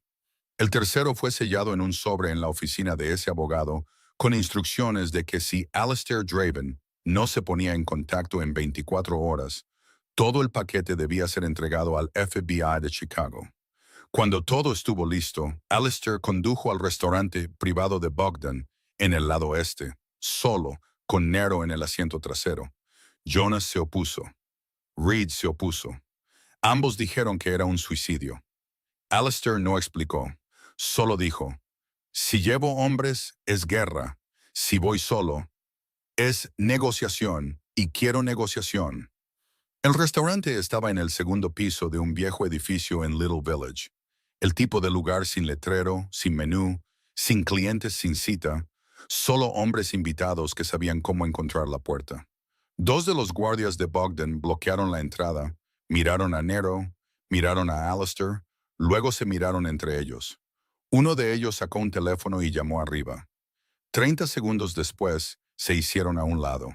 Alistair subió las escaleras, Nero detrás de él, sus garras golpeando cada escalón de madera. Bogdan estaba sentado en la última mesa de la habitación, solo, con una copa de vino tinto frente a él, un cigarro a medio fumar en un cenicero de cristal. La habitación estaba vacía, excepto por 2 guardias en las esquinas opuestas. Bogdan observó a Alistair entrar, luego bajó la vista hacia Nero caminando a su lado. El enorme perro gris y negro con la cara arrugada y los ojos sombríos, recorriendo la habitación como si contara cada amenaza en su interior. Bogdan sonrió, la sonrisa de un hombre acostumbrado a controlar cada situación. Trajiste un perro a una negociación. Alistair sacó la silla y se sentó. Nero se acostó a sus pies, con los ojos fijos en los dos guardias de las esquinas. Traje un testigo. Es lo único en esta habitación que nunca me ha mentido. La sonrisa de Bogdan se atenuó a la mitad. Se inclinó hacia adelante, con los dedos entrelazados sobre la mesa. Alistair, eres bueno. Tu padre también era bueno. Pero hay cosas que es mejor dejar en paz. Richmond cerró hace 15 años. El pasado debería quedarse en el pasado. Alistair colocó una memoria USB en la mesa entre las dos copas. Registros de Richmond. El testimonio grabado de la enfermera que cuidó a mi madre. Registros financieros que muestran dinero moviéndose entre mi padre y tú durante 6 años. Y la declaración de Finch sobre la anciana que enviaste a quemar viva en su casa. Bogdan miró la memoria USB y su rostro cambió por primera vez. No mucho, solo lo suficiente para que Alistair supiera que la cuchilla había entrado exactamente donde debía. Se reclinó, con los ojos endureciéndose. Me estás amenazando. Te estoy dando una opción. Eso es diferente. Bogdan no dijo nada. Alistair continuó, su voz plana, sin subir ni bajar, sin prisa ni pausa. La voz de un hombre que había tomado la decisión mucho antes de entrar en la habitación. Hay copias de todo lo que hay en esa memoria con mi abogado. Si no me pongo en contacto en 24 horas, todo va al FBI de Chicago. Sabes lo que harán con pruebas de lavado de dinero interestatal. También sabes lo que harán cuando se enteren de que ordenaste quemar la casa de un testigo. Bogdan no se movió, pero sus manos sobre la mesa se apretaron. ¿Qué quieres? Te vas de Chicago por completo. Entregas el territorio del lado este. Desapareces. Vete a donde quieras, pero no aquí. A cambio, a cambio, la evidencia se queda en el sobre. El FBI no recibe nada. Bogdan lo miró fijamente durante mucho tiempo. La mirada de un hombre que mide si hay alguna manera de matar a la persona sentada frente a él sin pagar por ello. Luego se dio cuenta de que no la había. Tu padre nunca habría hecho esto. Alistair lo miró directamente a los ojos. Mi padre destruyó a las personas que se suponía que debía proteger. Yo no soy mi padre. La habitación se quedó en silencio. El sonido del cigarro quemándose en el cenicero. El sonido de la respiración de Nero debajo de la mesa. El sonido de Chicago viviendo fuera de la ventana. Indiferente a todo lo que sucedía en esta pequeña habitación. Bogdan bajó la vista hacia la memoria USB, miró a Alistair, miró al perro acostado a sus pies, esos ojos sombríos devolviéndole la mirada sin parpadear. Luego Bogdan bajó la cabeza. No por miedo, sino por falta de opciones. Bogdan Petrescu desapareció de Chicago en 2 semanas. Sin ruido, sin anuncios, sin violencia. Una mañana el restaurante de Little Village estaba cerrado. Al día siguiente, su oficina estaba vacía. A la semana siguiente, sus hombres se habían dispersado como hormigas después de que patearan el nido. Algunos jurando lealtad a Alistair, otros desapareciendo con su antiguo jefe. Otros volviendo a las vidas ordinarias que nunca habían abandonado del todo. El lado este de Chicago cambió de manos sin que se disparara una sola bala. En el inframundo, la gente susurraba que Draven se había tragado a Petrescu entero con nada más que una memoria USB y un perro. No se equivocaban. June Holloway permaneció en el Hospital Stroger en la unidad de quemados. Su brazo derecho y su espalda tenían quemaduras de 2º grado, y sus pulmones estaban dañados por la inhalación de humo. El médico dijo que se recuperaría, pero lentamente, porque un cuerpo de 70 años no sana como antes. Ren se quedó a su lado todos los días, llegando antes de su turno por la mañana, volviendo de nuevo después de su turno por la noche, cambiando vendajes, revisando medicamentos, hablando en voz baja, haciendo todo lo que hace una enfermera, pero con manos que temblaban más de lo habitual porque no era solo una paciente. Era la única persona a la que llamaba familia. La cirugía de Tommy en el Northwestern Memorial fue un éxito, en la misma semana en que June fue ingresada en el hospital.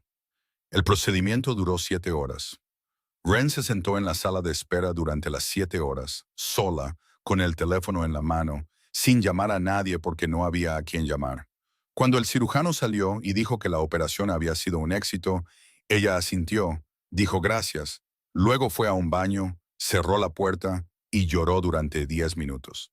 Después de eso, se lavó la cara, salió y fue al hospital Stroger a ver a June. Alistair fue a visitar a June al tercer día después de la cirugía de Tommy. Se sentó en el pasillo del hospital en una silla de plástico azul bajo luces fluorescentes con Nero acostado a sus pies. Ambos parecían completamente fuera de lugar en un hospital público con paredes que necesitaban ser repintadas y suelos que necesitaban ser fregados. Se sentó allí durante media hora sin entrar en la habitación de June. Ren salió al pasillo, lo vio y se detuvo. Lo miró sentado en esa silla de plástico, con la espalda recta, el rostro ilegible, pero sin levantarse, sin moverse hacia la puerta, solo sentado allí como un hombre que intenta encontrar algo cuyo nombre no conoce. Caminó hasta la máquina expendedora al final del pasillo, compró 2 cafés, regresó, le entregó uno y luego se sentó a su lado en la otra silla de plástico. «Puedes entrar, ¿sabes?» Alistair tomó el café, pero no lo bebió. Miró la tapa de plástico. No sé qué decirle. Ren lo miró, inclinando ligeramente la cabeza. La forma en que miraba a los pacientes asustados, que no sabían cómo admitir que tenían miedo. No necesitas decir nada. Solo estar ahí. Él la miró. Ella le devolvió la mirada. No desvió la vista. No sonrió para aliviar la tensión. Solo sostuvo su mirada con esa misma calma paciencia. La paciencia de alguien que había pasado años sentada junto al dolor de otras personas sin intentar repararlo. Alistair se levantó. Nero se levantó con él. Entró en la habitación de June. Ella estaba acostada en la cama, más pequeña de lo que recordaba, su brazo derecho envuelto en vendas blancas, su rostro pálido, pero sus ojos abiertos, despiertos, observándolo entrar. No habló durante unos segundos, luego sus ojos se llenaron. Y dijo, su voz áspera y suave, pero cada palabra clara. «Te pareces a ella, a Margaret. Tienes sus ojos». Alistair se quedó de pie junto a la cama, sin sentarse, sin hablar, con las manos colgando a los lados porque no sabía dónde más ponerlas. Nero pasó a su lado, se acostó junto a la cama de June, apoyó la cabeza en el suelo y la miró. La habitación del hospital estaba en silencio, excepto por el pitido constante del monitor cardíaco. Finalmente, Alistair acercó una silla y se sentó. No habló, simplemente estuvo allí, tal como Ren le había dicho. En las semanas siguientes, la relación entre Alistair y Ren no creció de la manera que a las películas y los libros les gusta describir. No hubo cenas románticas, ni confesiones, ni un beso bajo la lluvia. Creció a través de cosas mucho más pequeñas. Cosas tan pequeñas que eran casi invisibles. Él esperaba fuera de la clínica todas las noches cuando terminaba su turno. Ella le dejaba una porción de cena en el refrigerador de June sin preguntar si tenía hambre. Él se sentaba en el sofá leyendo informes, mientras ella se sentaba en la mesa de la cocina haciendo los papeles del seguro de Tommy. Los dos en la misma habitación sin hablar, solo existiendo uno al lado del otro, de la manera que Nero le había enseñado. La presencia a veces era suficiente. Luego llegó esa noche. Alistair llevó a Ren al cementerio de Rose Hill, en el lado norte de Chicago. Nunca había estado allí antes, 26 años, y nunca se había parado frente a la tumba de su madre. No porque no hubiera querido, sino porque no había sabido dónde estaba enterrada. Cash nunca se lo dijo, y él nunca preguntó, porque preguntar habría significado admitir la pérdida, y admitir la pérdida habría significado sentirla, y sentir era lo que había apagado cuando tenía 9 años. Jonas encontró la ubicación de la tumba durante la investigación. Estaba en la sección de entierros baratos, el rincón más alejado del cementerio, donde las malas hierbas crecían más altas que las lápidas. Y la tumba de Margaret Draven no tenía nombre. Solo una pequeña piedra plana a nivel del suelo grabada con una serie de números, un código de archivo del cementerio. Sin nombre, sin fecha de nacimiento, sin fecha de muerte, sin una línea de recuerdo. Cash Draven ni siquiera le había dado a su esposa su nombre en su tumba. Alistair se quedó frente a esa piedra durante mucho tiempo. El viento de Chicago se movía por el cementerio, frío, constante, indiferente. Nero se sentó a su lado en silencio. Ren se quedó detrás de él, sin decir nada, sin preguntar nada. Solo allí. Ella te salvó, dijo Alistair finalmente, su voz baja, sus ojos todavía en la piedra sin nombre. No pudo salvarse a sí misma, pero te salvó a ti. Ren se adelantó para pararse a su lado. Miró la piedra, la fría fila de números en lugar de un nombre, las malas hierbas que crecían a su alrededor, y entendió que la mujer enterrada debajo le había dado una vida mientras a ella misma le habían arrebatado todo, incluso su propio nombre. Extendió la mano y tomó la de Alistair, lenta y suavemente. Sus dedos se deslizaron entre los de él, cálidos contra el viento frío. Por primera vez, Alistair no se apartó. Se quedó allí, frente a la tumba de su madre, de la mano de la mujer que su madre había salvado. El perro que él había salvado sentado a su lado. Y algo dentro de él, algo que había estado congelado durante 26 años, siguió descongelándose. 5 años después, Alistair Draven tenía 40 años. Ren Calloway, ahora Ren Draven, tenía 31. Se casaron una tarde de junio en el pequeño jardín detrás de la nueva casa de June Holloway. La casa que Alistair reconstruyó en el mismo terreno, con la misma dirección, la misma fila de claveles a lo largo del camino, pero más fuerte, más segura. El tipo de hogar construido por un hombre que había aprendido que la protección no era control, era cuidado. La boda no fue grande. 17 personas. June se sentó en la primera fila, su mano derecha todavía marcada por las cicatrices de las quemaduras, pero sus ojos más brillantes de lo que habían estado en cualquier día de los 26 años anteriores. Porque por primera vez vio sonreír al hijo de Margaret Draven. No fue una sonrisa amplia, solo el ligero levantamiento de su boca cuando Ren caminó hacia él por el pasillo de césped. Pero fue la primera sonrisa que cualquiera que hubiera conocido a Alistair Draven había visto en su rostro. Tommy Calloway estuvo al lado de Alistair como su padrino. Tenía 19 años y medio cuando se operó, ahora tenía 24. Estaba sano, en su tercer año de la escuela de enfermería en la Universidad de Illinois en Chicago.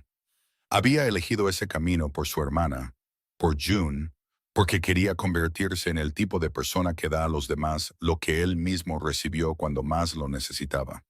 Jonas Kessler estaba detrás de ellos, una mano en el bolsillo, siguiendo todo con la mirada como lo había hecho durante más de una década. No porque todavía hubiera peligro, sino porque era el instinto de un hombre que había pasado su vida vigilando. Nero yacía a los pies de June, con la cabeza apoyada en las patas delanteras, los ojos entrecerrados. 6 años. El Imperio Draven cambió lenta, pero completamente. Alistair no se alejó del inframundo de la noche a la mañana. Eso no existe en la vida real. Pero lo redirigió con intención, con estructura, de la manera que lo hace un hombre cuando ha visto el costo final del imperio que construyó su padre y elige no repetirlo. Bienes raíces, restaurantes, fondos de inversión, dinero limpio reemplazando gradualmente al dinero sucio. No porque Alistair se hubiera vuelto repentinamente justo en el sentido de los libros de texto, sino porque entendió que cualquier imperio construido sobre mentiras eventualmente devoraría a las mismas personas que se suponía que debía proteger. Exactamente como Cash Draven había devorado a Margaret. La clínica gratuita en el lado sur donde trabajaba Ren fue reconstruida desde cero.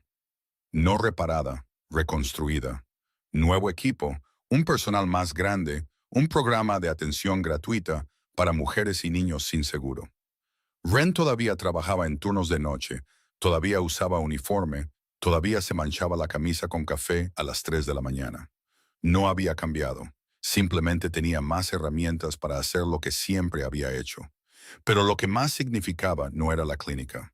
Alistair creó una fundación para apoyar a las mujeres confinadas injustamente en el sistema de atención psiquiátrica.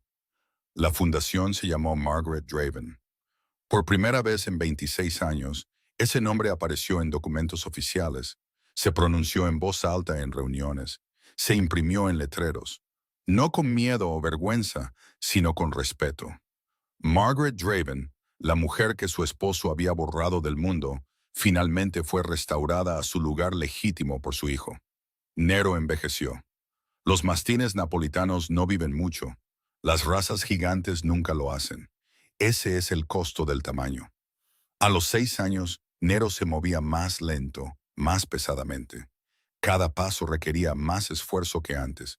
Ya no cruzaba una habitación en un segundo, ni se levantaba con la velocidad que hacía que toda una habitación se congelara. Pero sus ojos seguían siendo brillantes, agudos, todavía observando a todos los que entraban en una habitación, todavía acostado en su rincón familiar, todavía vigilando, porque eso era lo que Nero sabía hacer, proteger a las personas que amaba a través de la presencia.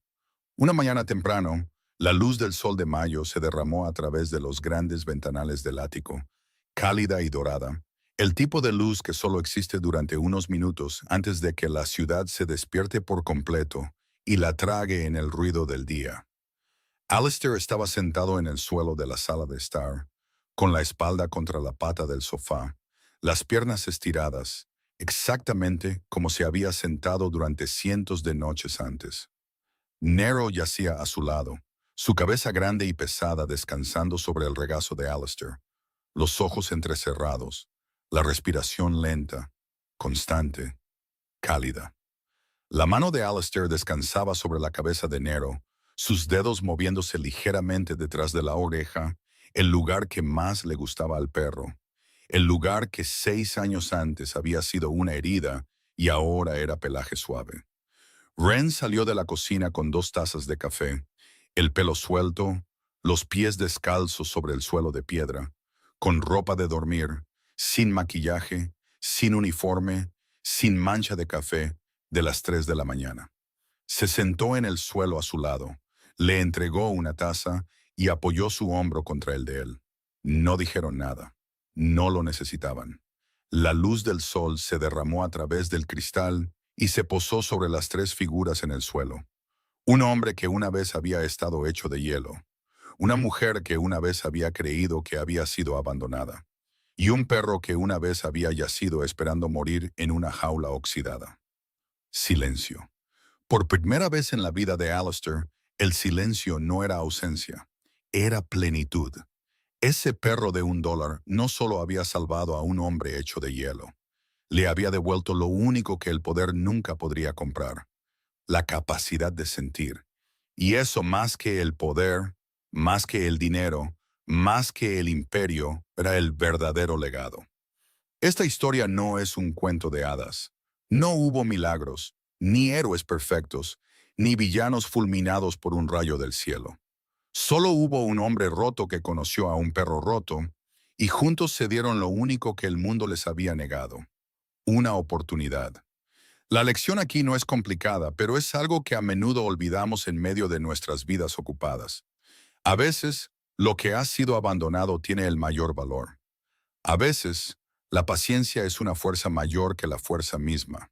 Y a veces, solo $1, una pequeña decisión, un momento de detenerse, mientras todo el mundo sigue caminando, es suficiente para cambiarlo todo. Aquí es donde termina la historia de hoy. Si tocó algo en tu corazón, por favor, deja un me gusta para apoyarnos. Suscríbete al canal para no perderte más historias conmovedoras cada día. Y si crees que alguien más necesita escuchar esta historia, compártela, porque a veces la historia correcta, en el momento adecuado, puede cambiar la forma en que alguien ve el mundo. Nos encantaría saber cómo te hizo sentir esta historia. ¿Te hizo pensar en alguien en tu propia vida? ¿Alguien que te dio una oportunidad cuando nadie más lo hizo? ¿O en un pequeño momento que lo cambió todo? Por favor, compártelo en los comentarios a continuación. Leemos cada comentario y siempre queremos saber lo que sientes desde lo más profundo de tu corazón. Deseamos a todos los que ven este video buena salud, una vida alegre y paz en cada día que venga. Gracias por quedarte con nosotros hasta el último minuto. Adiós y nos vemos de nuevo en el próximo video.